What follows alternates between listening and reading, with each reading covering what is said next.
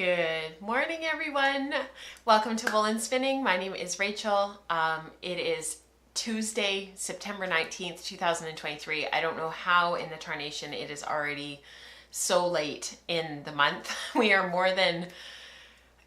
we are almost two-thirds of the way through September, and I have no idea how that happened or like where where the month is going.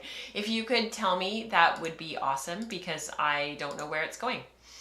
It's just like that. The kids were back to school yesterday. They are all settled in their classes. They're all happy. James still doesn't have a teacher, so that's kind of less than ideal, but fingers crossed things will get sorted out in the next couple of days.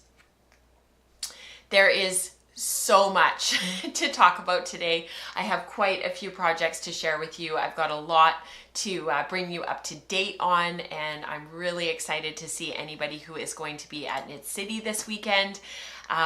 We are getting ready for I don't even know how many Knit Cities there's been now. I've been to most of them, I think, as far as I know. I think I missed like the first one maybe, or the first couple. Anyhow, it is this weekend. It kicks off on Friday and runs until Sunday. I will be there on Friday evening at the Talk, and then there's an event with Anna Hunter on Saturday evening. I'll be at that as well, I think. But the big news is on Saturday afternoon around 3 p.m. in the afternoon, School of Sweet Georgia is doing a like a meet and greet meetup. Me, Kim McKenna, and Diana Twist will be there. We'll be doing a little bit of fiber prep demonstration stuff. I'm going to bring my lock pop and play with that a little bit. And obviously, it would just be a pleasure to have you there and to have you in the lounge. So that's in the Sweet Georgia Lounge, in the School of Sweet Georgia Lounge. I think they call it kind of the SOS Lounge, but it's there if you guys would like to come and do a meet and greet and hang out, spin, bring your spindles, bring your wheels, whatever you want to do. That's on Saturday afternoon at 3 p.m. And I hope that I get a chance to see some of you. I know Glenda's going to be there. We're going to hang out on Friday night. And don't be a stranger. I hope, Tessa, that you will be going, or at least checking it out. That would be great. And we'll be doing some demoing, like I said, and it'll be at 3 p.m. on Saturday afternoon. I don't know if I'm going to go back on Sunday. I'm kind of on the fence. Nora's got a soccer game, so I would be going after for the last few hours on Sunday afternoon. I don't know. I'm kind of on the fence. But we'll see. We'll see. So thank you for coming in advance, because we don't have another stream until October. So unfortunately, what I really like to do after the stream, the week, like after Knit City, the next time there's a stream, I love doing a bit of a recap and everything. And I don't think, like this year, it's going to be another 2 weeks before we have the live stream again, because I think it's not until October 3rd. So if I get anything, obviously I'll show it to you guys for sure. So that's that. We kind of just jumped in today. Let's just keep going, because honestly the show gets so long and it's kind of a lot. So let's just keep on going. So School of Sweet Georgia, let's talk about that for just a minute. I have my new course that's been released, Spinning Luxury Fibers. This is the last in a collection of sort of modules, a collection of workshops. They all kind of go together, and they're meant to be sort of an introduction to spinning luxury fibers. So for those who are wanting to sort of delve into that next sort of realm of spinning, where you're starting to spin stuff that's maybe not just only wool, or maybe getting into some blends with some of the luxury fibers. This workshop in total, like the whole workshop, all of the modules, were sort of a conglomeration of over a year of content that we did here on Woolen Spinning. If you've been a patron for a while, you guys would know and remember all of those months and months and months of spinning all of these luxury fibers. We started with silk, and we went into the ancient fibers like bast and cotton, and we looked at working with those fibers and what that was like, and then we went into goats and rare fibers, so kiviot and what else did we spin? Angora and mohair and oh my gosh, we did so much. Most of it was chronicled on the Wool Circle. So if you're a Wool Circle member, some of this stuff and sort of working through initially sampling some of this stuff is all there. Sam says she really enjoyed this workshop. Thank you so much, Sam. And yeah, so this newest module of this sort of overarching bigger workshop is finally released. So the reason why we're talking about it is because, and I can't remember who it was, I'm so sorry, they had a great question that they thought would work for the giveaway. So what does spinning luxury mean to you? What does luxury spinning or spinning luxury, what does it mean to you? And you can enter to win. I have 2 kits for this workshop, for this workshop. I have the rare and I also have goats. 2 boxes to send out, 2 people to win. So that means that your chances of winning go up exponentially. Is that the right word? Exponentially. Here is the link for the Google form. It is also in the show notes below. So if you are watching this later, it is in the show notes below. Link for the Google form is down below in the show notes. It's also available at patreon.com/woolinspinning. So have a checkout with that. Have a look at the School of Sweet Georgia, my affiliate link. That's how instructors get paid.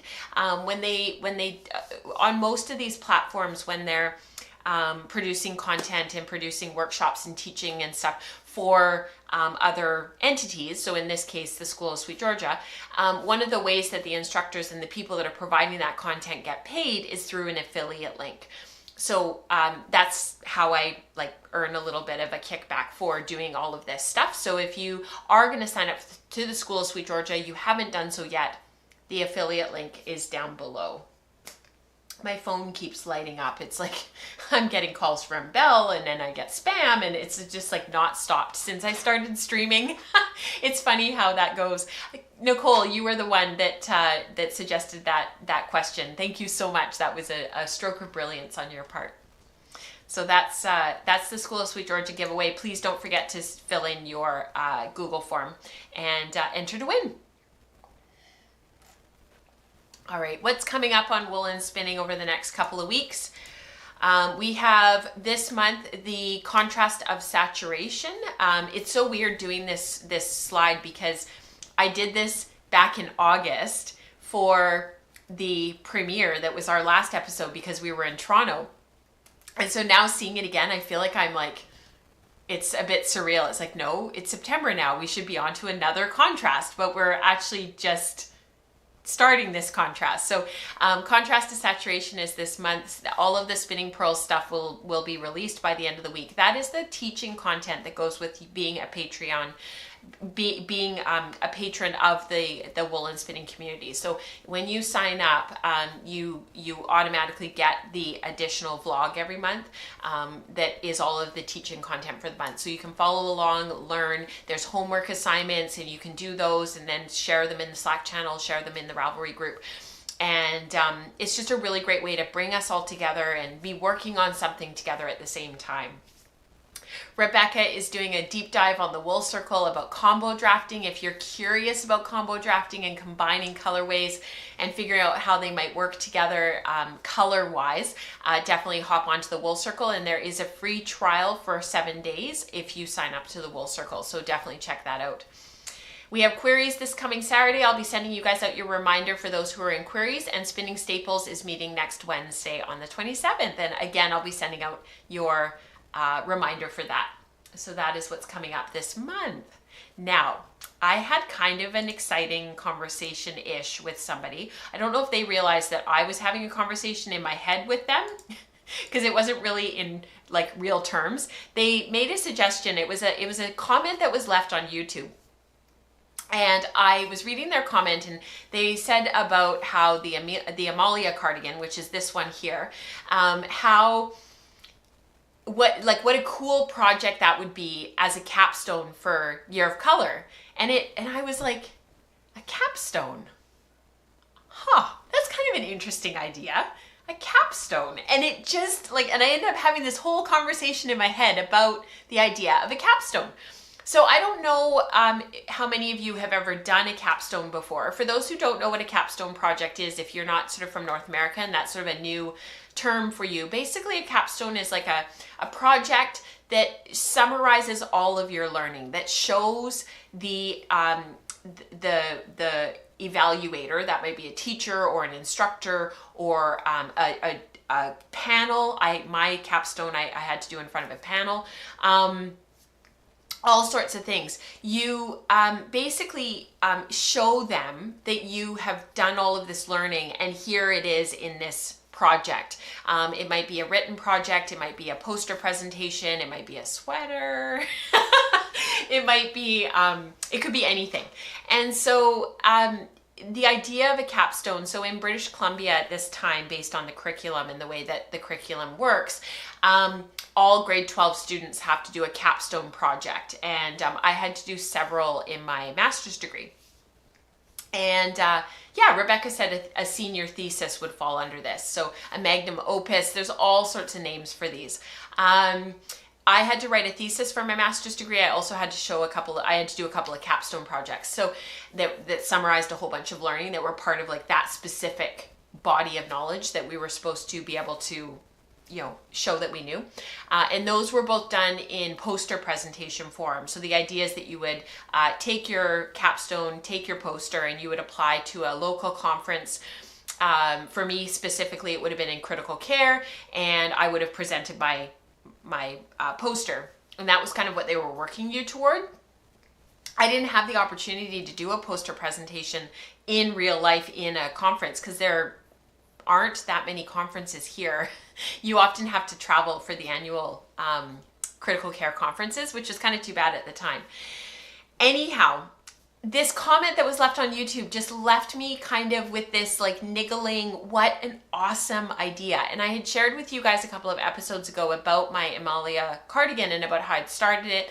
And I sort of started it in some scrappy sock yarn that I had just to kind of see how the pattern worked and just to kind of get an idea of sort of what I would need to do to be able to do this.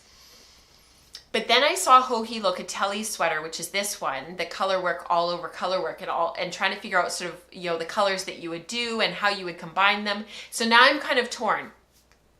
All of this to say, I'm putting a call out to the community to say, why don't we do a capstone? So for the rest of the fall and maybe even into the new year, we're finishing up the Attune Shawl Spin Along Knit Along, the spackle, which we'll talk about next. And there's sort of a call to action here from you guys to do a capstone. It doesn't have to be huge. I think we should call this like Year of Color Capstone or something like that. # Year of Color Capstone. And sort of, come together with something, like I said, it doesn't have to be a massive project, but a way to sort of summarize our learning. And I think what I'll do is put together a couple of little fiber kits of carded up fiber and whatnot that we could do as giveaways. And I think, yeah. And so, what do you think that might look like for you? What kind of capstone do you think you would want to do to sort of showcase your Year of Color? Even if you haven't done a whole bunch of Year of Color stuff all year and you've been kind of lurking in the background, I'm going to put together a post with all of the links to all the stuff that was talked about for the Year of Color so that you can catch up and watch everything if you haven't seen everything. Especially for those who are patrons of the community and you guys have access to all of this stuff, and then figure out what you might want to do. So I think that would be really fun.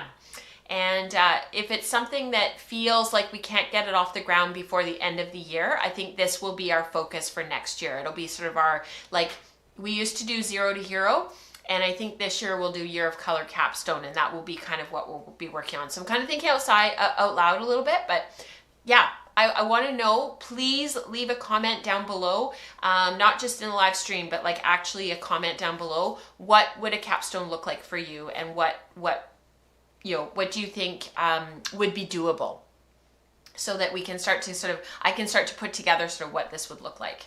So yeah, super, super fun. All right. That's the capstone. I'm super excited about the capstone.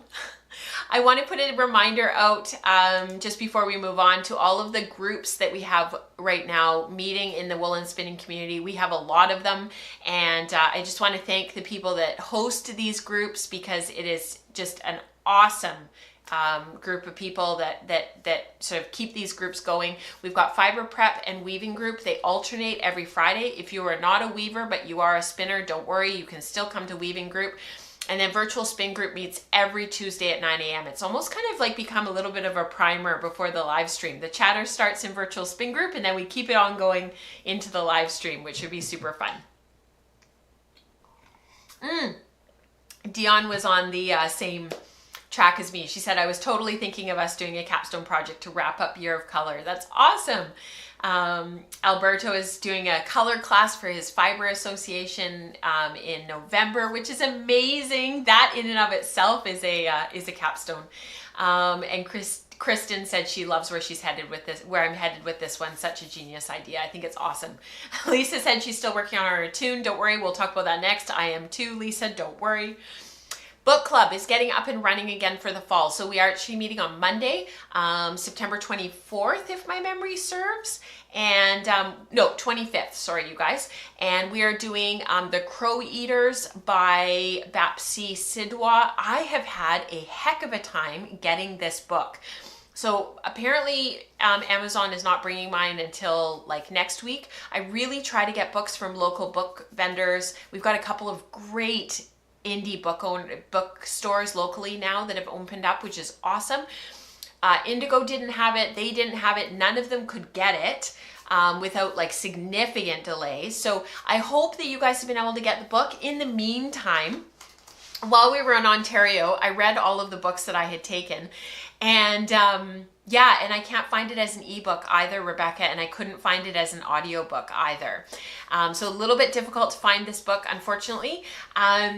But I read all my books when we went to Ontario. I read way more than I thought that I would. And so I ended up going into a thrift shop in rural Ontario, like, anyways, I found this and I've been loving it. So I had suggested to Becca that we maybe put this on the list for books long term, but it's called A Single Thread. It's by Tracy Chevalier. If you've read Her Girl with the Pearl Earring, or if you've seen that movie, same author, this is a beautiful book, and it's about embroidery. So it takes place between World War I and World War II. It's about the surplus women that were sort of left as a result of World War I. The lady, she's the same age as me in the book, which has been really lovely because I identify a lot with some of the stuff that she says. But it is a beautiful book about friendship and women championing women, and yeah, I would highly recommend. So we might do that eventually for book club, but I've been having trouble putting it down. It's been a great book to enjoy. I do read a lot, as many of you know. So that's been lovely. I do read a lot of just fluffy fiction, like just kind of junky fiction. If you look for me on Goodreads, I'm on there as with my email address, rachel.smith614@gmail. And I read a lot of just like romance, like just super simple, like, you know, quick reads. I really enjoy a couple of authors, and I look for their books when they first come out. Ali Hazelwood, Elena Armas, I think is how you say her name. She's a Spanish writer, but she writes in English. There's quite a few that I really just enjoy, and it's complete escape. And I do really enjoy that. All right, let's talk about Attune. So Attune, our Attune Shawl Spackle, our Spin Along Knit Along, is actually officially done. You had until September 15th to finish, but please get your photos into the FO thread. The discussion thread is here. I think this is the discussion thread. This should be the FO thread. If somebody could check it and let me know. Because I need your FO photos. And so we've got some patterns to give away from Andrea. She's also got a little bit of fiber, I think, that she's giving away. I've got some fiber to give away. And there's another, her name is escaping me at this exact moment, but she's got some fiber to give away. So we've got lots and lots coming up. So please get your FO photos into the thread ASAP. I'll be drawing, I'll have everything organized and have all the winners for next show. So that'll be really fun. At this point, almost everyone in there is going to win. So get your FO thread, your FO photos in there. Oh, Christine says, I just bought it based on your recommendations. I also like novels that have that are pleasant reading. Books that have a beginning, a middle, and a happy ever after. I do too. I'm brutal for the happy ever after. I have to admit, I love Hallmark movies. I am a happily ever after kind of a girl too. All right, let's talk about my Attune shawl. So I'm gonna try something a little bit different this show, and let me know what you think. Rather than trying to fiddle around with 2 cameras and have a whole bunch of stuff, I find sometimes when I'm watching the playback, you can't see quite as well some of the like details and some of the shots of what I'm talking about. And I'm fiddling around with this stuff and I'm trying to show you and talk about it. And sometimes I think it's just nice to have just the slides running and you guys can kind of see it and listen to what I'm saying. So let me know. So the Attune shawl, I was really on the fence about whether I was going to knit this, and I was really having a hard time being inspired by my yarns in my stash and figuring out what I was going to do, because my initial plan had been to use my combo spin from my Sweet Georgia spin, but I ended up with so much yardage, which of course I did, duh, I should have known, that I sort of self-sabotaged myself a little bit, in the sense that I really should have like not spun as much yarn so that I would have the right yardage for the project and just go ahead and make the project.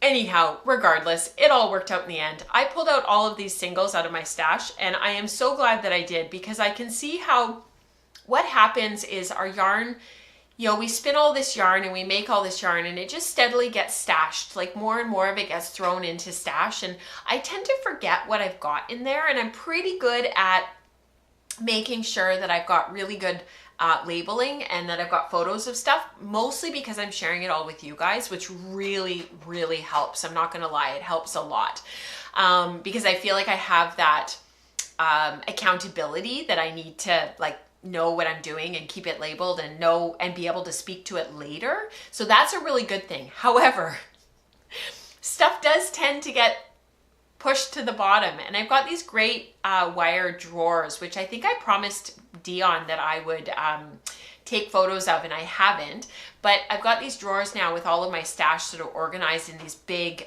cupboards that Mike built for me, and that's really helped because I put everything in bags. They're all laid out skein after skein after skein, so I can see them more clearly. And so as I was going through, I kept coming back to this Pullworth that I had spun a couple of years ago, and I kept coming back to this Hello Yarn singles that I had spun, and it was Fiber Club from a couple of years ago, and actually I can't remember what month it was and what year it was, because it's getting to be a while now that I spun this Hello Yarn, and I did it in the way that I always spin singles. It's a Falkland. And did I write what month it was? I didn't even put what month it was. So I don't even know what the colorway was called or anything. I didn't keep as good notes as I usually do. Anyhow, I spun it as singles. There's a couple of videos on the channel. If you search spinning singles, they will come up. And I spun all of this yarn that way, making sure that there was the same amount of twist per each length of yarn as I was spinning, that I was putting in the same number of treadles, drafting the same number of times, winding it on in the same way, so that it was really, really consistent.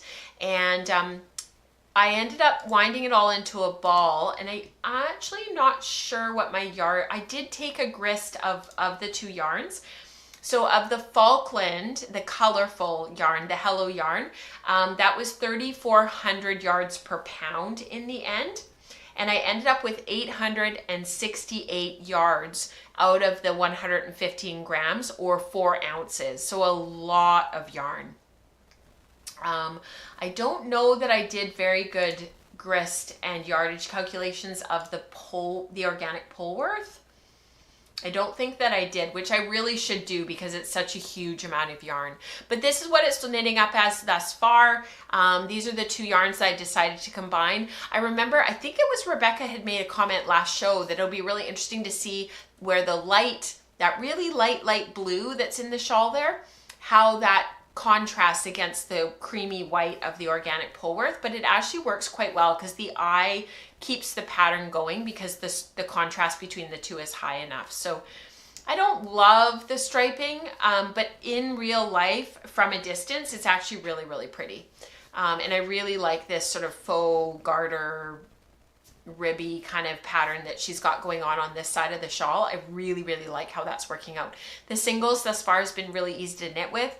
They're not falling apart. They're structurally really intact and really lovely. And so far it's been really nice. I did take it with us to Ontario. I worked on it on the plane on the way home the whole way. And that's the first time that I had really sat down and really intentionally worked on it. And I have like nothing to show for it. Because I got halfway through the session, the knitting session, and I realized that basically on not the brioche side, but the other side, the side that's up here on the screen, I had offset somewhere along the line. I had offset where the stitches were supposed to be meeting up. So the knit purl wasn't matching up anymore. And I had to tink back and I had to go stitch by stitch by stitch. I couldn't just rip it back. So that took about an hour of the flight, maybe more. And so this is the only progress that I've made on it thus far. And that's okay. It's okay. It's not a rush. I knew I wouldn't have it done for the September 15th deadline. There's just too many other things going on and I'll just keep working on it when I can. I find I can't just pick this up when I need something mindless. I need to have my pattern in front of me. I need to keep track of what row I'm on, whether it's an increased row or not. It's just not super fast knitting, and that's okay. Not every project has to be super fast. Dana says she really likes the contrast color. Thank you so much, Dana. Oh, and you guys are chatting about books. That's awesome. I haven't knit much on the Attune because I'm deep in Hexyland. Yes, you are, Rebecca. I will show those later in the show for those who are curious. I have a photo of her Hexies. All right, we are going to go back to, I've kind of interspersed a little bit of sort of, projects and what I'm working on with some other things that have kind of come up in the community. So Ask Anything is a thread that's in the Ravelry group. And it's literally titled Ask Anything. And it's a chance for people to ask questions, to put things forward that they're wondering about, thoughts that they have. And Magda asked this question, but she also had a whole other question associated with this and attached to this initial question that was about spinning a fractal. But you guys did such an amazing job answering her that I just took the first part of the question to address. So she says, the braid I want to use, this is for spinning socks, is a merino bamboo nylon colorway called Panda Socks. So I figured I'd spin it for socks. Is this a good mix for socks? And I know merino being soft, maybe it's not the best choice. So merino bamboo nylon is often marketed as a sock yarn, and it's part of it, or as a sock fiber. And the reason is, there's a lot of reasons. So let's just go through the reasons why. Merino is soft, it's next to the skin soft. A lot of people like it next to their skin. So anybody who has difficulty with wool next to their skin, merino is one of the fibers that's often marketed to be next to the skin soft. The thing with merino is that it is a fine wool. It is a very, low micron count, which means the lower the micron count, the softer it is. It's got lots of crimp. It takes the twist really beautifully, so you can push it and add a lot of twist to sort of compensate for the fineness of the fiber. Bamboo has cooling properties. It's quite strong, and a lot of people really like it for those cooling properties, for the wicking of moisture. So a lot of people will say, you know, that it's really, really great for socks for those reasons. And of course, the nylon is added in there to compensate for the fineness and the softness of the merino. And so they'll say, you know, you need the merino, the nylon in there for the strength and for you know, the wear and tear of the socks. The wool gives it the elasticity that we like, and they sort of, you know, end up with this conglomeration of all of these attributes that seem to be sort of heralded as really great for socks, and they throw it into sort of this blend of you know, what ends up being merino bamboo nylon. You'll sometimes see superwash merino nylon. I suspect this is a superwash blend just based on the colors and how vibrant the dye is. And sometimes you'll see some of the other blends that are out there. You'll see like a superwash merino nylon mohair, and again, the mohair is in there for strength. It's in there to give it a little bit of sheen, but mostly for strength. And these aren't bad blends. These aren't good blends. They're just blends. There's no you know, sort of, you know, morality that needs to be attached to whether or not these are you know, good or bad blends. It's what are you going to use it for, and how are you going to spin it, and what's the end use. If you're a really super heavy wearer of your socks, and you wear boots, and there's going to be a lot of abrasion, and it's the first time you've knit socks, so you might not have a really neat fit, and they might be a little bit baggy in places, or maybe they you know, you're sort of still fine-tuning your fit, because the fit of your socks makes a big difference in how they wear. It might not be a great blend to choose. You might want to choose something a little bit hardier that has a little bit more toughness to it. What I have noticed with nylon is it wears away the other fibers over time as you wear and as it abrades. It kind of, if you look at commercial socks and you look at like cotton nylon socks, you'll see the nylon threads are left and the cotton has worn away. And we talked about that back in 2017, 2018 with all of the sock spinning content that we did. And I will say, you know, 5-6 years later, after creating all that content and spinning and knitting all those socks and wearing them, the only ones that survived were my Wensleydale socks. The ones, Katrina had carded up a Wensleydale blend for me, and they're the only ones that survived. The rest of them, for the most part, have bagged out, or they developed holes, or they got abrasion, they abraded away. Most of them just, you know, didn't sort of withstand wear and tear. However, if you have never spun socks before, and if this is your first foray into them, and you're just trying and you want to experiment and you want to learn, this is a great place to start. You know, spin a traditional 3-ply. You know, put a little bit more twist in your singles, put a little bit more twist in your ply. It doesn't have to be crazy amounts of twist in either. Knit them extremely tightly, so really, really tight gauge. That's one of the things that I know in hindsight, that I didn't knit some of my sock fabric as tightly as I should have. I needed to go down to smaller needles, and at the time, you know, I was just learning, doing as I do. The sock fabric itself wasn't tight enough, the gauge wasn't tight enough, and then wear them. And over the course of the next year, see what you like and what you didn't like, and what worked and what didn't work, and what you would change for next time, and then iterate from there, so that the next iteration, when you do your next spin for socks, you look at what you've already done, and you look at the spinning that you've already done. You know, ask the community, post again and say, you know, this is what I learned from my first spin.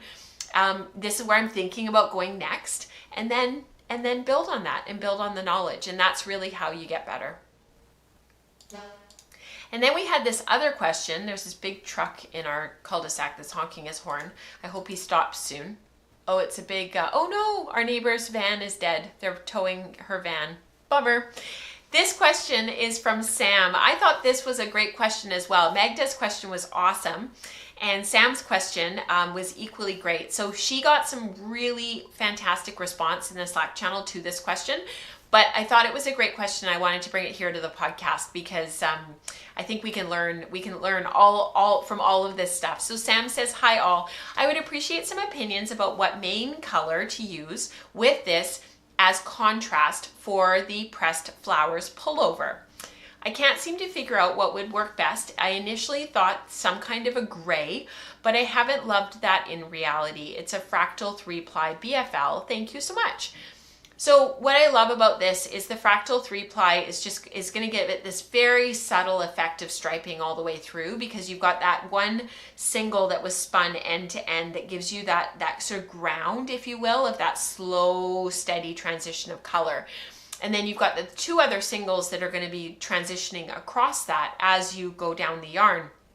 That's going to change quickly.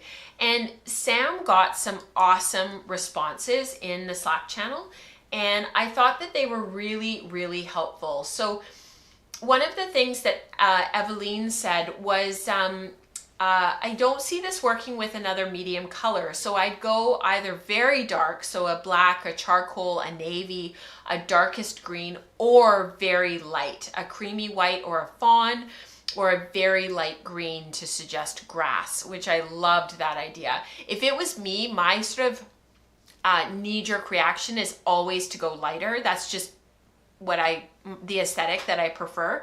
I personally would go with an ivory, a creamy white, something warm. Samantha said in response, the light green or the blue would be interesting.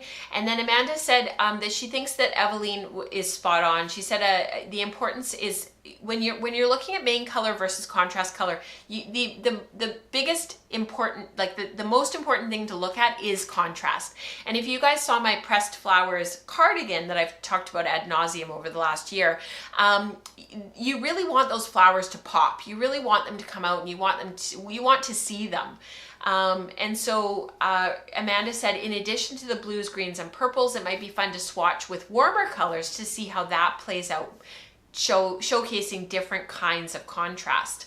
Dion said she would go through her stash and audition some colors by taking a black and white photo. So what I love about that is when you do a black and white photo of the colors lined up, you can see how intense the contrast is. So the most intense contrast is going to be between the black and the white.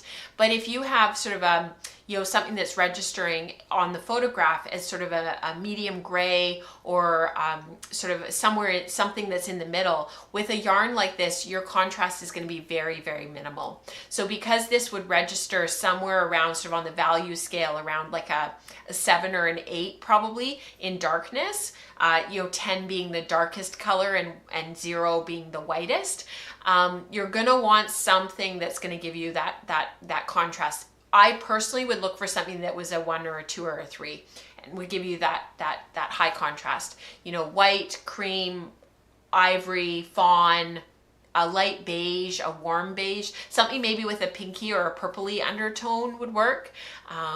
You've got lots of options here, Sam. Swatching is your best friend here. Yeah, the blue is going to be the flowers. That's right, Rebecca. Yeah, charcoal is a great idea. Lisa's suggesting apple green. My only concern about the apple green, Lisa, is that there's apple green in the yarn. So wherever you have apple green in the flowers, you're going to lose the flower. Because I had thought that too, but you could go super, super light. You could go with a very, very, very pale, pale, pale green, and even kind of a slightly brighter green that's a little bit cooler, and that would give you that contrast between the yarns. So much you can do here. All right. That was a lot of intro. So let's get into the credits, and I'll see you on the other side with projects. A thank you to our sponsor, Brother Drum Carder. They are dedicated to giving you the very best of carding products with a focus on quality, affordability, and customer satisfaction. They are building mill processing equipment, so please stay tuned. Be sure to check out the new products on their website and follow them on Facebook and Instagram at Brother Drum Carder.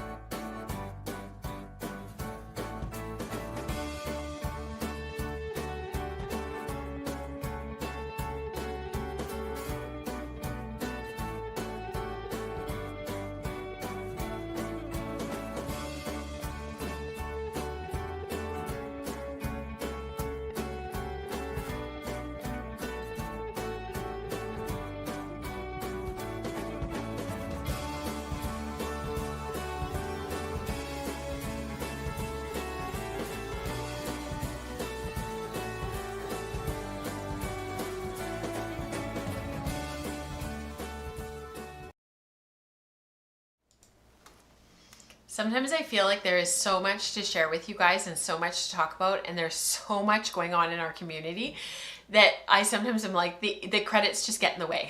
They're just like, it's too much. We should just like, you know, just skip it all and just sit here and have a chitter chatter for an hour and a half. All right, I have some fun stuff to share with you that is actually some fiber prep. So let's talk about that now. Although I don't have anything like particularly new to share with you, but I did get a whole bunch of fiber prepped over the last week or so. And so we'll talk about my Dorset fleece next.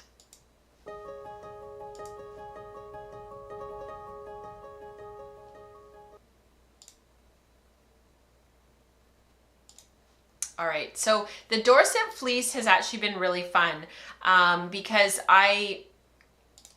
my goal and my plan for this next year is to always have a fleece that I'm working on going. So that might mean that some of my other projects kind of get shifted to the side and they maybe don't get worked on as much. But the thing about that is that it means that I've always got something to prep. So this Dorset fleece came to me from the You and Me fleece auction back in 2019. And that summer was a really hard summer because my dad died unexpectedly. And my friend Kelsey had gone to this auction and she'd bought these 4 or 5 fleeces for us all to split, me and Diana and her mom. And I just kind of ended up having to extricate myself from everything and go into sort of crisis mode, to be honest, and just survival. And Kelsey very kindly, just so amazing. She washed them all. She dropped them at my house. She just like completely and totally stepped up to the plate when I really needed somebody to just like do the thing for me and just not ask questions. Do you know what I mean? This Dorset was one of the fleeces that I was really excited about from the collection of fleeces that we got. And I worked on the Gotland, what was it? Gotland Wensleydale, I think, a few years ago, back in 2020. And I was kind of okay with how that turned out. I wasn't super, super happy, but I was really happy with how my Frisian fleece came out. And so I was really excited about the Dorset because I feel very comfortable with the downs. I feel like I can kind of prep them in my sleep. And I was really excited about this one. The only thing is that the staple length is so long. It's like 5 or 6 inches, and some of them are even 7 inches. Like, it is long. And so I wasn't super keen on putting this on my drum carter. So what I've been doing is I just took the pressure right off of myself, and I've just been lock popping and getting it ready. So I've done about 1/3 of it now. I was really surprised after Fiber Prep Group on Friday how much I got prepped, like how many of these little locks I got popped. And actually I did so much, I think it's gone now, but I ended up with just a brutal blister on the side of my finger from where just from the way and the method that I used the lock pop and pushing the locks down and then pulling them up. I obviously, like, it just wore away at that specific spot on my finger, and the blister is gone now, but I can see that I'm going to start to develop a callus there. You are absolutely right, Lisa. She says Kelsey is clearly the GOAT. She absolutely is a GOAT. Greatest of all time, for those who don't know that phrase. You're a GOAT if you're greatest of all time. Think Messi, Lionel Messi. Football, footy, soccer. Anyhow, after I had done the initial stuff and I had made those 2 fluffy, combed, I hackled the fiber. After I lock popped it, I hackled it. And I made that just awesome sort of powder puff, cotton cloud of combed prep. And I used Peter Thiel's approach to combing. I did 6 mils of water with 6 mils of oil to a specific amount of fiber, and it worked like really, really, really well. It kept the fiber organized. It kept it from getting really super staticky. Because when I had initially combed a couple of the locks with my mini combs, it just immediately was really statically. And I suspect that because of the down fiber and that 3-dimensional crimp and sort of that ability to sort of enter space like the downs do. They tend to kind of poof up. They do tend to take over. I suspect that that was sort of part of it as well. So adding the water and oil mixture, the 1-to-1, just calmed the fibers down. It made the hackling really, really simple. And then I spun this, the two sort of clouds of comb top. I spun them end to end onto the same bobbin. And as I was spinning the whole time, I was thinking chain, 3-ply, 3-ply, 3-ply. So I chain plied the sample just to get an idea of what the 3-ply would be like. And so that's that sample of yarn. Thank you so much, Dana. She says your spun sample is beautiful. I don't know exactly what sweater I'm going to do with this just yet.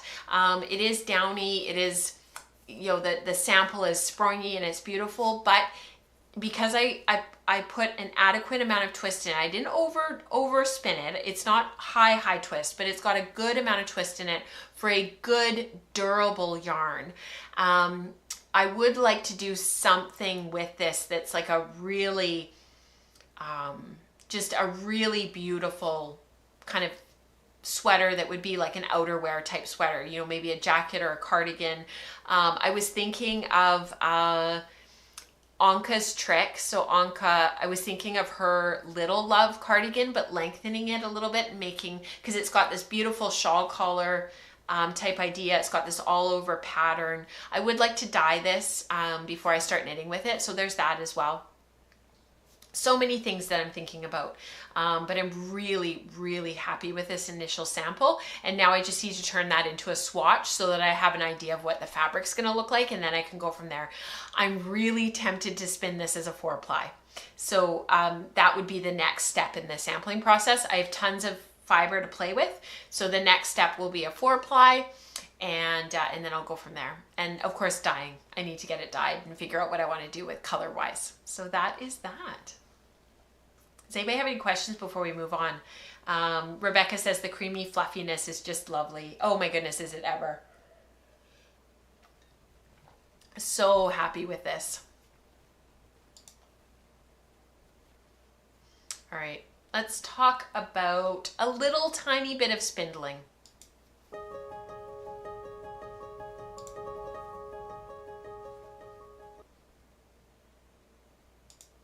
So I don't have a lot to talk to you guys about with spindling, but I did want to show you, I am still working away on my Fat Cat Knits London Fog, and I have the first bobbin of this is 6 ounces in total that I have to spin, and I have the first 2 ounces wound off, the singles that I spun on my Bosworth spindles. I have 4 of them now, and I was just interchanging them.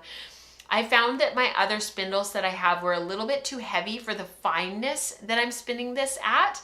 And the Bosworth spindles I have, my Bosworths are between 18 and 21 grams. 2 of them are 18 grams, 1 of them is 20, and 1 of them is 21. And they're kind of the right weight for spinning the fineness that I'm spinning. And so this is the first 2 ounces. And then before we left for Ontario, I wound off the first of the second 2 ounces.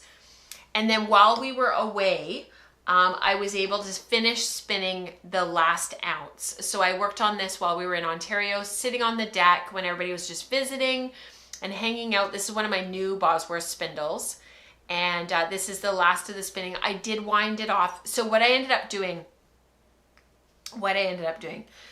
I'm pretty old hat now. It's at traveling with my spindles and traveling and spinning along the way. Often we are normally actually camping in the summer. And I usually have copious shots of us camping and in the trailer and spinning and all that kind of stuff. And great question, Sarah. I'll address that in just a sec. And because we were flying to Ontario and we would be staying there and we were only gone for a week to see all of our family, I decided to only take 1 spindle. So I took one of my new ones. This is one of my new Bosworth spindles. It's a cherry. Unfortunately, it got dropped a couple of times. I don't know if you can see those marks now. It got dropped and it was on the pool deck. So it went down on concrete, which I was really bummed about. But Mike thinks that he can very, very gently just buff that out a little bit. Anyhow, I took the last 3 ounces that I had. So this will be the final bobbin. This is 2 ounces of fiber, but I didn't get to it. And so I filled up this bobbin. It was starting to drop. It wasn't spinning very nicely. It was just kind of wibble wobbling as I spun it. You see how it's not spinning really nicely? It's kind of wibble wobbling. This is full, or getting full, getting there. So I grabbed a rock from around the pool. There was a gravel pile, and I grabbed a really nice little rock. I washed it off, got it dry, and I wound off the singles, and then I spun the last half ounce. So this is half an ounce, this is half an ounce for a total of an ounce. And I filled up the spindle. And once this was full, we were leaving the next day. I didn't bother dividing this up and starting to prep it and get it ready. I just decided to let it go and work on it when we got home, which I haven't done, but that's just because it's been a bit crazy since we've been home. And so that's what I've done. So now what I have to do is wind both of these onto my bobbin, ready for basically rest until I get the 5th and 6th ounce spun. So that's that little project. It is coming along. Spindle spun summer is almost finished. We are on the eve. We're getting there. The eve of the autumnal equinox is like right around the corner. It's September 21st. So yeah, we'll be we've been celebrating spindles. We always celebrate spindles in the summer all year, and then we kind of come back to it again in the summer solstice in June, and we celebrate spindles like really intentionally for 3 months, and then we kind of come back to it. So I encourage you over the next few months to take your projects that you've been spinning all summer and turn them into projects, and we use hashtag spindle spun stitches for that. So definitely share your projects and your spins and your makes and everything so that we can see. Sarah was wondering what kind of oil I used. I don't remember. I used jasmine oil. That's what I used. That's what I had. You can use olive oil, lavender oil. Yeah, all of it works. In his book, he talks about some of the different oils that you can use. Yeah, but I used jasmine oil. It's just what I had. And then when I went to wash the yarn, I actually did, I used a unicorn fiber wash. I usually just use Eucalyptus to put some of the lanolin back in, but I actually used a fiber wash that would remove anything that was in there, any of the spinning oils, any of the stuff. And then I washed it in Eucalyptus. So I gave it a 2-stage wash to finish that little sample. Thank you, Sarah, because I would have forgotten to mention that. Oh, that's super exciting. Rebecca's getting an allenberry spindle. That's really wonderful. All right, I'm just gonna move these spindles out of the way so they don't accidentally roll off the table. And I think we should probably get into chatting about knitting. Yeah, let's talk about knitting, and then we'll finish off with community participation.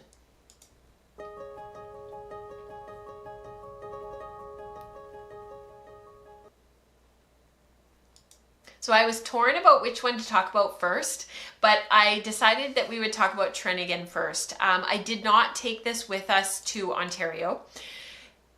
It's just too bulky. You can see it back there on my dress form. Excuse me, sorry. My Diana, I pinned it on her before we left, and I kind of left it. And I thought, I'll have a look at it when we get back. I'm calling this my grape jelly sweater because it totally looks like grape jelly. The fabric itself is actually really pretty. It's not bad at all. It's a lot of pink. It's kind of that raspberry-ish kind of pink. This is the contrast color, sorry, the main color. This is Gathering Yarn, sorry. Yes, it is Gathering Yarn. It's Haynes Creek Heathers. And I found this at Fibers West with Rebecca. And I remember buying this and Rebecca thinking like, Rebecca asked me several times, are you sure? Are you sure? Are you sure? I actually have a lot of pink in my wardrobe, and I actually wear a lot of pink. This is kind of more of a purpley pink, almost like a gray pink. It's not as warm a pink as I normally wear. The pink that I tend to be more drawn toward is a little bit warmer. But it's a DK weight, 22 stitches over 10 centimeters or 4 inches. And I don't know why, I just couldn't get it out of my head. Rebecca says the pink doesn't look pink anymore. It looks lavender. Totally. So what's kind of happened is putting it with my hand spun, which was a combo spin of Three Waters Farm in one of her colorways, and I actually don't know which one it is, with some unnamed, unmarked fiber in my stash. They were both Falkland. I knew that, and I had spun 3 skeins of this when I first got my Ashford e-spinner, and so I was playing with it, kind of getting used to it again, you know, getting a sense of spinning on an e-spinner again, because I hadn't for a little while. And the yarn came out much thicker than I had hoped. It came out as a heavy DK. The grist isn't particularly awesome. My hair is caught in it, sorry.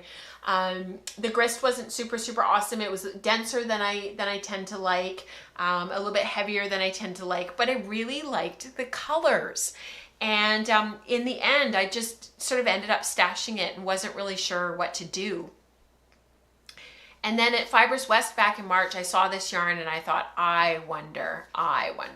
So I went home, I bought it under the caveat with Catherine, who I bought it from, Smallbird Workshop, if I didn't like it when I got home, that I could come back the next day and exchange it for a different color. Because I was like so on the fence, but I was like, I want to see what it's like with another yarn that I have at home. And she was like, absolutely. She knows me. She gets a big kick out of me sometimes. And so, I took it home and I went through my stash, and sure enough, like these two just go, they were like meant to be together.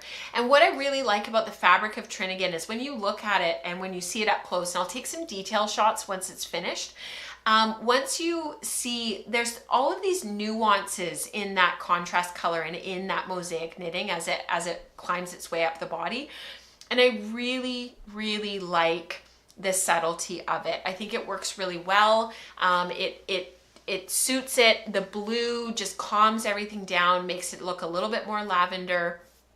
And the dark nature of the contrast color, kind of doing the opposite of what I normally do, which is dark for the main color and light for the contrast color. Here I kind of reversed it, and I really like the effect. I did lengthen the body. I did add several inches to the body. I think in the pattern, Andrea has you knitting to about 13 inches, and I made mine 19 to compensate for a long torso, but also this really is an outerwear-ish cardigan. Like, this is definitely something to wear on the outside. It's really baggy, it's big, it's meant to be oversized, it's meant to be layered.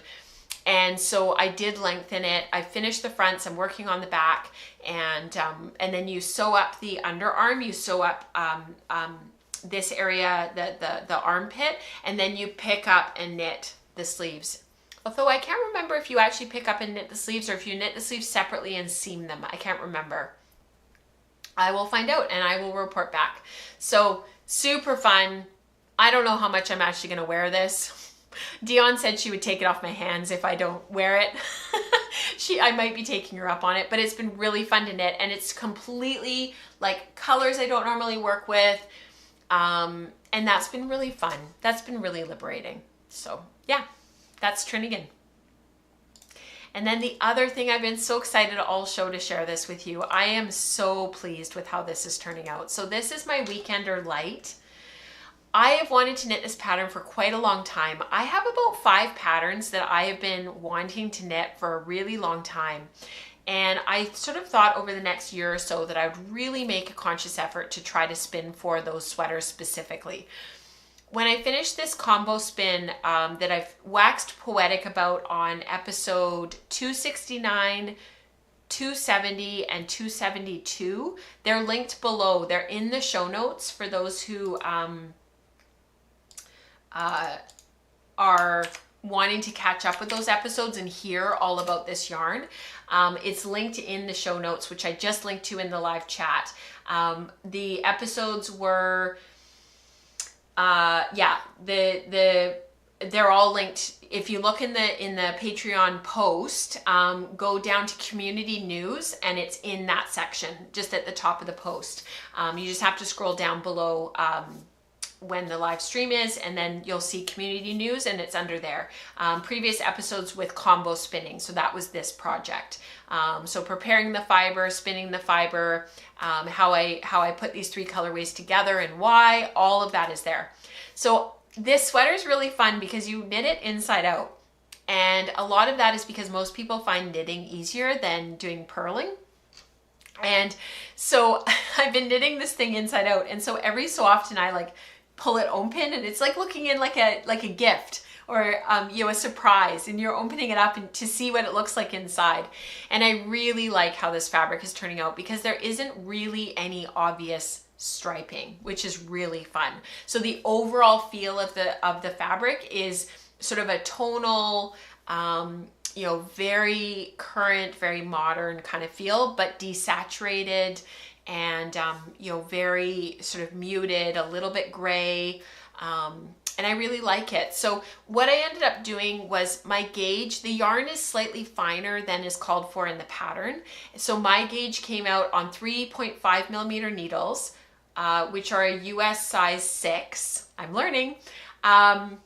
My gauge came out at 22 stitches per 4 inches or 10 centimeters. And that's a little bit bigger than the gauge on the pattern. So the pattern is 24 stitches per 4 inches or 10 centimeters. And so what I ended up doing was I went down to a 3 millimeter needle. This helped with 2 things. One, it corrected my gauge, but also it's giving me a slightly denser fabric, ever so slightly. The 3.5 millimeter was just a little bit drapier, a little bit more open, lovely fabric. But for a sweater, I wanted it to be a little bit denser. And so I went down to the 3 millimeter, and then the ribbing is on 2.75 millimeter needles, which off the top of my head, I can't remember what that is. I think it's a US size. I feel like it's a US size 2, maybe. Is that correct, you guys? 2.75 millimeter needles.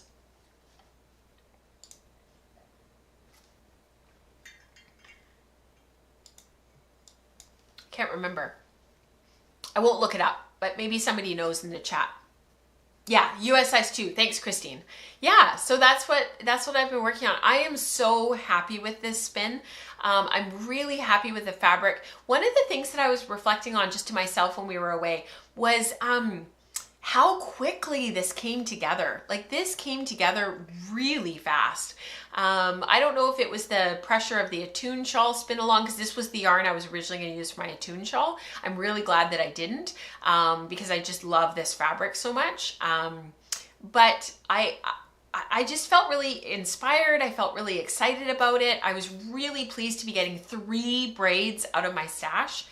And I'm now at the point where it's on pause right now. It's actually hanging on my chair back here in its project bag. I'm ready to divide for the front and the back. So that's even more exciting because I'm like seeing that end in sight. And then the sleeves are stockinette. So they're just knit all the way down. So hopefully that'll come out quickly. Tori says that's so beautiful. Definitely my favorite colors. Thank you, Tori. Yeah, I love this foresty army khaki green. Love that color. And I accidentally on purpose, have ended up making several projects out of this particular green, because I've got the Weekender Light, and then I've got the Winter's Beach Cardi, which I haven't recast on after I ripped it out because it was too big. And then I have the Mandolin cardigan and my pressed flowers, my Metamorphic, and I think there was another one. I think it was just those 5. They're all the same color. Oops. They're all this like army khaki green, some variation of the army khaki green. So, oops. And then the newest one that I'm working on, my combo spin that I talked about last episode, that one's a very similar color. Although I've made it more blue since then. I've subsequently done more sampling. That's why I haven't talked about it on this show today. And it's more blue than it was because I was like, this is crazy. This is too much green. Oh, thank you for joining us, Lisa. So yeah, that one's going on hold for a few minutes. And I made it more blue. So now I have to card out more fiber and I got to do more sampling and, you know, like you do. So that's it. So thank you so much for listening to all of that. All right, let's get into community participation. I'm super excited. Oh, Christine says the colors and fabric are reminiscent of the combo ply yarn that I knitted into the Crofter's Smock pattern by Gudrun Johnson. But my yarn was more stripy. There's something about purple, blue, and grello. Oh my gosh, Christine, totally. There totally is. All right, I am going to pop over here, make a whole bunch of screen changes, and I'll see you guys on the other side.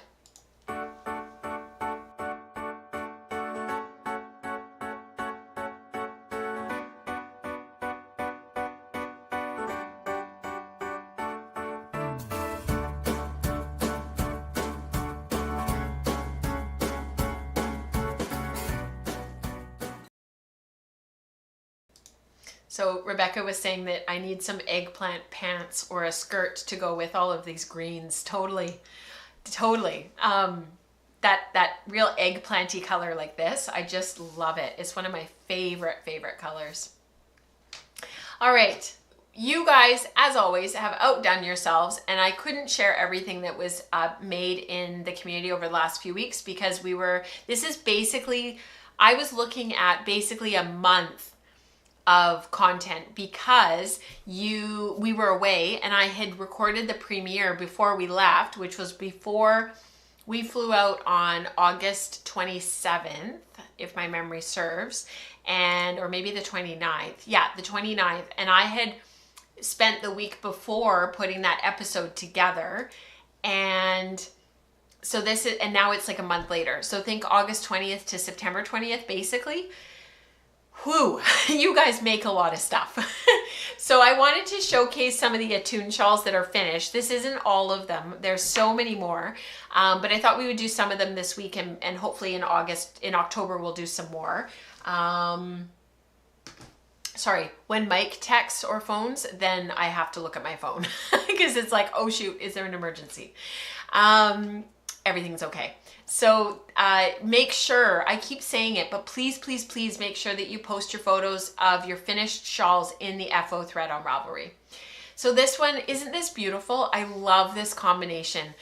This is from Kathleen. She's finished it. She's really happy with the color combo. It was a rhubarb crumble with the colorway willow, hand spun merino 2-ply for both colors. Isn't that incredible? And of course the photos are beautiful. Thank you, Kathleen, for sharing this. This is from Megan, beautiful colors. Finished my Attune, spun up both the main color and the contrast color during Tour de Fleece. So that's two now that are fully 100% hand spun, which is awesome. Knit until I ran out of yarn. Happy with how this turned out, and it's already been gifted to a friend. If I knit this again or a similar shawl, I would go with a main color. I would go with a colored main color, as I am really enjoying the more moody dark color combos out there. I agree, Megan. I really like them too. Yeah. Holy shoot, that looks so good, Kathleen. I totally agree, Rebecca. I like the colors that you chose, Megan. This is from Zita, done, and I freaking love it. Totally. And I love your colors, Zita. Beautiful. This is from Nicole. Finished my Attune shawl. I still need to block it. This will definitely not be my only hand spun Attune. I loved every minute of this project. That's so great, Nicole. I'm so glad. And I think, was it you, Nicole, that had some, or no, it was Gail. She had very similar colors, had mixed it up halfway through, was trying to figure out what she wanted to do. And yeah, you guys came up with some gorgeous stuff. This is from Jen. I love these photos. This was a very enjoyable project. I used every last bit of my hand spun along with a skein of Malabrigo Arroyo. I would totally use this combination again. The fiber is 2 braids from Shirsty Cat Designs in Polworth Merino Iridescent Nylon Blend. I wonder what iridescent nylon is. I would love to know. I guess it's that clear stuff maybe. This was also the first time I used my blending board to make roll eggs. So much fun, Jen. Thank you for sharing. Love the colors. This is from Ellen. Finished wingspan is 81 inches and the spine is 40. Knit using all hand spun. The main color was 2 Jacob fleeces plied together, and the contrast color was Into the World combo drafted with an oak from the Fiber Studio at Yarns to Die For. Beautiful. For those who are new to spinning, oak is one of a kind. if you haven't heard that before. So if you see like oak colorway, or you see, you know, Into the World oak, it means it was a one of a kind. They aren't going to be able to reproduce it. This is from Kenzie. Beautiful. Finished my Attune shawl. Loved knitting with this pattern and how it turned out. I chose my wrong side to be my right side. A lot of people are doing that. Have you guys noticed that? A lot of people have the wrong side as the right side. Beautiful. This is from Marina. So this is one of those photos. I was hoping that I had included this because I couldn't remember if I did. At the beginning of the show, we were talking about taking value black and white photographs and being able to see what your contrast would be between your main color and your contrast color. So this photo here from Marina is a really good example where it's a color photograph, but if you took that and put it into editing software, which these days is really easy to do, and made it grayscale, you would be able to see what the contrast between the two is. And so that's what you would do, is line up your skeins of yarn, Samantha, for your pressed flowers pullover, and then you would be able to see different contrast yarns with it to see what your contrast would be. So if you're thinking about using a commercial contrast yarn, what I would do is go to your local yarn shop and, like Marina has done here, put your yarns like, you know, contrast main color, contrast main color, take a photo, and in, you know, Google Photos or whatever the equivalent is on your iPhone, switch it to grayscale right in the moment and see what you like and what you don't like, and try like 3 or 4 different contrast colors and see what you come up with. But that's the kind of photo that you're looking for. And past Rachel was thinking about future Rachel, knowing that future Rachel would need this photo to be able to speak to it because of Samantha's project. So thank you, past Rachel. Marina's shawl is beautiful. The colored yarn is a combo spin from Hello Yarn, and the contrast is a fleece leftover from my first fleece, Gateway Fleece. Anyone? Love that. I purchased from Stock Farms, who is local to me. All the singles were spindle spun and came out a tad finer than I realized, so my gauge is quite fine. Those last few rows took a while. I think mine's going to end up being the same, Marina, so I'm going to be stuck on Garter Island as well. Yummy, so wrappable. Yeah. From Mary Jo, I'm not going to read everything that Mary Jo wrote, but just beautiful. Basically what it says is she had her shawl all bunched up on the needle like you do in a shawl, and often with lace you can't really see the true beauty until it's washed and blocked. And she ended up sliding some of the stitches onto a second needle, and she washed it and used a towel to get all the excess water out so that she could see what it would look like right away. She ended up sort of in the end, after a small mishap of losing stitches and putting them back on the needles, I was happy to see that my garter stitches are just right. I really just need to trust the process. I think we all have been there, and I think that's a really good reminder for all of us that often when we're in the midst of a making project, there's this kind of feeling during it that's just uncomfortable, that we kind of get a bit... we start to second guess ourselves, or we're not super happy with where we're at in the project. It doesn't speak to us in the same way that it did when we first started. And there's just, you know, so much happening in the sort of the middle of your making and in the middle of a project. And sometimes you really do just have to trust the process and trust your initial vision that you had for it. I've been there so many times. I have waxed poetic about it on the podcast so many times. So yeah. Spindle Spun Summer, I spoke about this earlier. It's ending on September 22nd. I think I said 21st. It's sort of the autumnal equinox. Like we kind of finish it that night going into the first day of the fall. So let's celebrate spindles. This is from Michelle. This was spun on an Anoxia bobbin spindle. Those are made by my friend Mai locally. Me and her and I met because of my friend Diana introducing her, and she's just a phenomenal human being. They're great spindles, and they're wonderful for teaching others how to spin. They're just like a great weight. So definitely check her out, Anoxia Spindles. She's on Instagram as Anoxia Crafts, I think. Anyhow, if you search Anoxia, she'll come up. 450 yards, 937 yards per pound of good vibrations, hand-dyed Gotland. Not sure what this will be yet, but it will become something. I'm pretty hardy when it comes to next to the skin, but this is a tad scratchy. You never know, Michelle, you can probably come up with something that you could enjoy. Even the contrast in the yoke of a sweater, or the contrast in a sweater, and then you've got that other yarn crisscrossing across the back and it's not quite so scratchy, and you can wear a t-shirt underneath. Lots of things you can do with this. Beautiful spinning. This is from Sally. I could resist no longer and recently bought my first drop spindle. Does anyone have any tips on finding the sweet spot with drop spindling where there is enough twist but not too much? Just trial and error and getting the feel for a different tool, or are there any tips that might help me out? So I think one of the big things about spindle spinning is that you no longer sort of have that comfortability of the wheel in front of you, where if your singles are over twisted or if they're a little bit under twisted, that they'll wind onto the bobbin no matter what. With your spindle, if it's slowly dropping to the ground and your singles are breaking and it's constantly dropping, you're not putting enough twist into your yarn.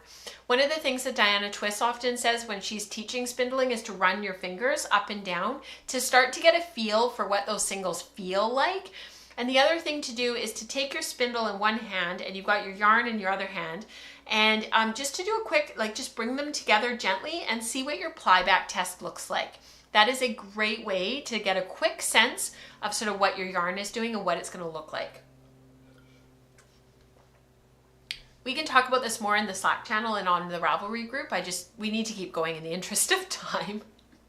And if you guys want to throw some ideas in the chat for her, that would be awesome too. This is from Ellen. I'm about to go on to Ply Island, though I won't be spindling to ply. I think Ellen is planning to ply on her wheel, but look at how full those spindles are. I can't believe you got that much yarn on, Ellen, because you don't even have room to flick at the top of those spindles. That's incredible. That's awesome. Yeah, Christine says feel is everything with spindling. Yeah, it is. And it takes a lot of practice. This is from Dion. This is an Anoxia spindle as well. I had to dive into my small mill processed Jacob and get spinning. It's been such a delight. And she's been spinning off of that little distaff. Beautiful. Gorgeous spinning, Dion. Oh my gosh, gorgeous. Rebecca says, yeah, I overfill my spindles too. I can't help it. Great job, Ellen. This is from, and Christine also says, if it irritates your fingertips, then it's overspun. Yes, so that's when you're running your fingers up and down. If it's kind of prickly and kind of coarse feeling and it doesn't feel nice, you've overspun it. And if you get a lot of backspin on your spindle, if it's constantly going backwards and you can't keep it going forward, you've got a lot of twist in your singles. All right, this is some Year of Color stuff that you guys have been working on in the background. And this is from Nicole. Reminds me I kept meaning to photograph and share my mosaic crochet cardigan. I ended up making this with my bright rainbow advent spin combined with reclaimed natural cream knit by numbers from Jarn Arbin. I didn't actually get to using the orange skein and it's turned out not quite on the mark size-wise, but I still really like it. Nicole, this is incredible. I love everything about this, and that bright neon in the sleeves, that is so much fun. So much fun. Well done. This is from Sam. What is this group and Rachel doing to me? I am normally a spin knit by the seat of my pants kind of gal, and here I am swatching. Yes, you are. Look at you growing. It's amazing. Trying out my rainforest yarn for the Iron Work Tee by Diana Walla. The fiber is a mix of some I bought at Wonderwool from Adelaide Walker, I'm not sure what a TTC, I don't know what TTC is, from Hilltop Cloud, and another braid I bought on Etsy. They were all in the yellow-green spectra, so I blended on my blending board. The white is some from my stash that I spun on my Ashford Traddy over 2 years ago. Beautiful. Well done, Sam. I like the swatching. You also just finished a beautiful sweater that will be on the next show. This is from Rebecca. Okay, so this was the topic aujourd'hui. Oh, Time Travelers Club. Thank you, Christine. The TTC is the Time Travelers Club. I always think of the Toronto Transit Corporation, TTC. This was the talk aujourd'hui in our virtual spin group this morning because everybody was waxing poetic about Rebecca's hexies. And so if you are a Wool Circle member, check Patreon if you are not.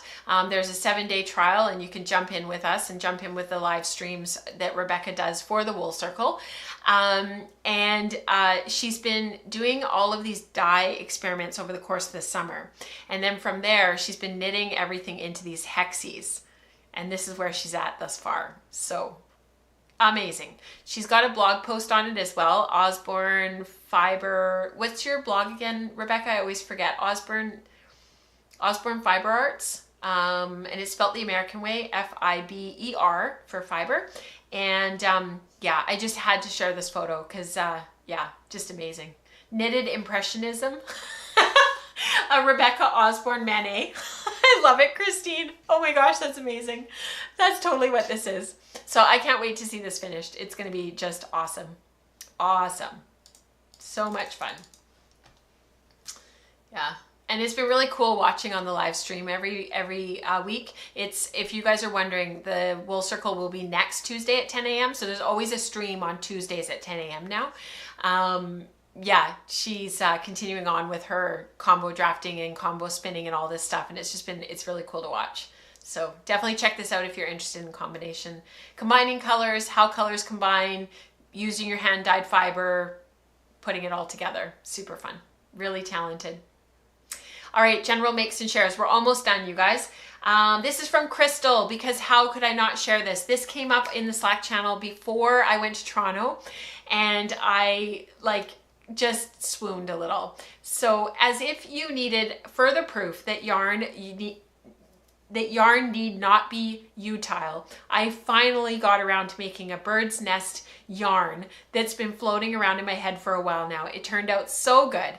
It'd be so cute as a brooch or a Christmas ornament. I'm tempted to tie a ribbon to it and wear it as a headband or a very tiny hat. So Crystal is amazing. She was on Wool and Spinning Radio back in August, and she's going to be on again in October. And we have a really fun along to announce that'll run in October and November as part of the community that's going to fire us all up for our content coming in the new year. And I saw this and I just thought, yep, this is totally something Crystal would make. I just love it. And it resulted in this whole discussion about making fasteners and how we should all make hats and we should all get together at our wool and spinning meetup somewhere in the world wearing our hand spun fasteners. And it was just so beautiful. So I just love you guys. And I had to share this with you. So beautiful job, Crystal. Just beautiful job. Die of cute, Rebecca says. This is from Tessa. Tessa, this made my heart sing. Rachel, your mini mock tank by Jessie Made Designs inspired me to dive into my handspun stash and make one of my own. Now, when you look at the picture, you may think that the low neckline for a mock neck, that it is a low neckline for a mock neck. And the top doesn't have quite the expected negative ease, and wasn't that ribbing only supposed to be a few rows under the arm instead of continuing all the way down? Let's just say that I approached the pattern a little bit like the Pirate Code. It was more of a guideline. I cast on my upper bust size because I have aged out of too much negative ease, and that had the bonus effect of widening the neck. I misread the instructions about returning to stockinette under the arms, my fault, not the pattern, but that meant that I got back some of that negative ease I gave up with the sizing choice. I love how this worked out, and I'm planning more experiments with this pattern. The yarn is Handspun Targi, a combo spin of Hello Yarn February 2022 Club in the Beastly Behavior colorway, and the West Coast color Mr. and Miss Reliable in shades of brown and orange. I love this so much. It came out so flattering. It is beautiful on you, Tessa. It's just awesome. And what a great knit for next spring when it starts to warm up again. Just awesome. I hope you got to wear it before it started to cool down. As you guys can tell, I'm in a long-sleeved white dress. It's actually a dress. It is cold. We have gone from hot, hot, hot to cold. But that's good because maybe we'll get some rain and then our forest fire season hopefully will come to an end. Tessa, that suits you so well. Beautiful outfit and the look of your sweater. Yes. Oh, I just love this so much. Beautiful, Tessa. I can't wait to see you on Saturday.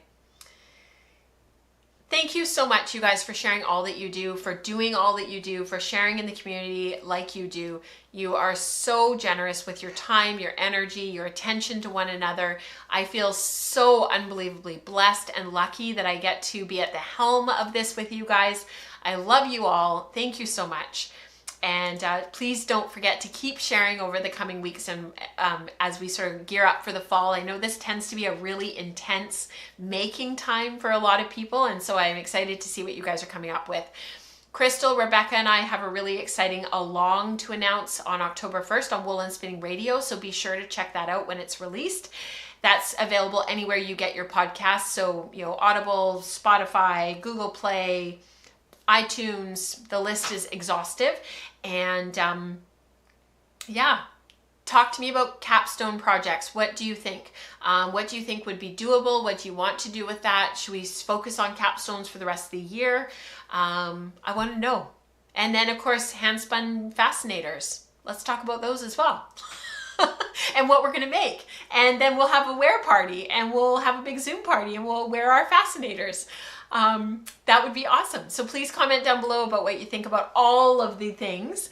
And I will see you guys on, I think it's October 3rd for our next live stream and next week for the Wool Circle. Same time, same place. I can't wait to see you all then. Bye everyone.